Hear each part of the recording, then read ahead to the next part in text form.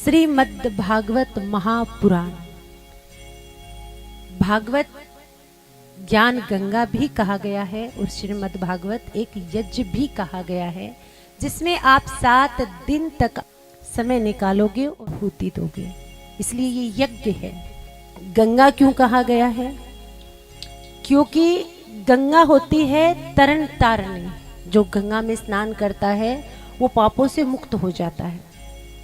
तो इसलिए गंगा इसलिए कहा गया है कि जो 7 दिन तक श्रीमद् भागवत कथा को बैठकर सुन लेता है, किए हुए पापों से उसे मुक्ति मिल जाती है, उन पापों से छुटकारा मिल जाता है जो जाने अनजाने में जीवन में बन गए हैं।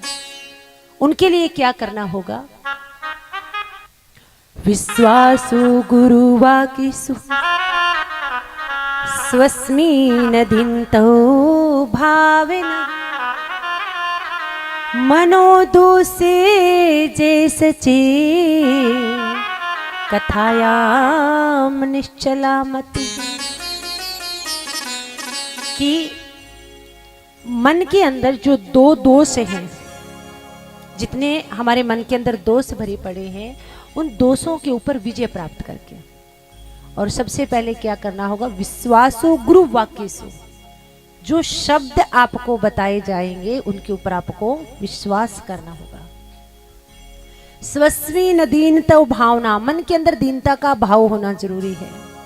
अगर मन के अंदर पाप भरा पड़ा है तो जीव अपने जीवन में कुछ भी नहीं कर सकता, चाहे उसे गंगा जमुना सरस्वती कहीं पर भी जाकर स्नान करो, तो मन खाली होगा और मन के अंदर किसी प्रकार का पाप नहीं होगा। मन के अंदर दया का भाव होगा हर जीव के प्रति। स्वस्मिन् दीनतो भावना मनोदोषे जय सचेव और कथायाम निश्चला मति।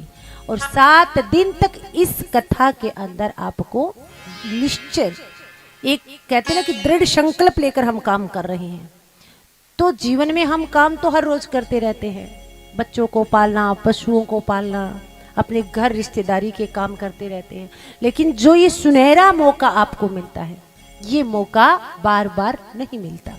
तो इसलिए दृढ़ संकल्प के साथ आकर आपको 7 दिन तक श्रीमद् भागवत कथा को सुनना है, अगर आप अपने जीवन में कुछ प्राप्त करना चाहते हो।